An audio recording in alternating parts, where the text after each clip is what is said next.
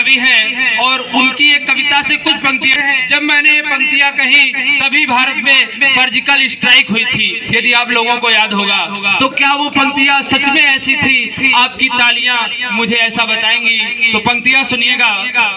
ये पाकिस्तानी गालों पर दिल्ली के चाटे होते, पाकिस्तानी गालों पर दिल्ली के चाटे होते, अगर हमने 2 के बदले 20 शीश काटे होते, बार बार हमने दुनिया के आगे शर्मिंदा होते और हमारे सारे सैनिक सीमा पर जिंदा होते।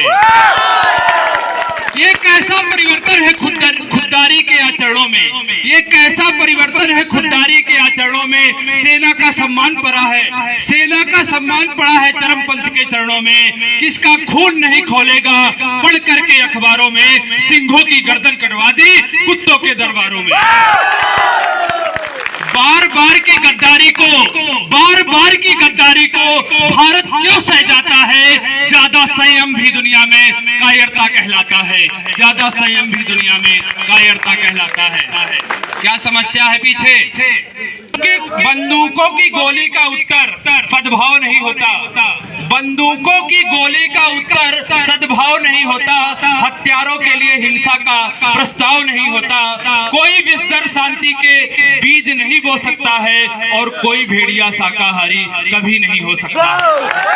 नहीं खिलते कायर की परिपाटी में, फूल अमन के कभी नहीं खिलते कायर की परिपाटी में। नेहरू जी के श्वेत कबूतर मरे पड़े हैं घाटी में।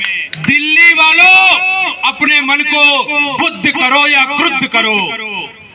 क्या था पहले सेना में? जहां तक मैंने सुना है, पहले अखबारों में मैं जब छोटा था मैं डेली अखबार पढ़ता था, ये मेरी आदत थी। जब खाना खाने बैठता था तो अखबारों में एक हेडिंग लगभग डेली मुझे दिखाई देती थी कि पाकिस्तान ने किया सीज फायर का उल्लंघन। मैं समझ नहीं पाता था आखिर ऐसा क्यों हो रहा है। तो कुछ दिनों बाद मुझे पता चला कि हमारी जो सेना की बागडोर है वो सरकार के हाथों में है। जब तक सरकार आदेश नहीं देगी तो सेना कुछ नहीं कर सकती है। तभी कवि के द्वारा पंक्तियां कही गई, दिल्ली वालों अपने मन को बुद्ध करो या क्रुद्ध करो, कश्मीर का दान करो या गद्दारों से युद्ध करो, कश्मीर का दान करो या गद्दारों से युद्ध करो। और अब तो 4 पंक्तियां मैं सुना रहा हूं, इनके पीछे ही सर्जिकल स्ट्राइक हुई है। तो क्या है?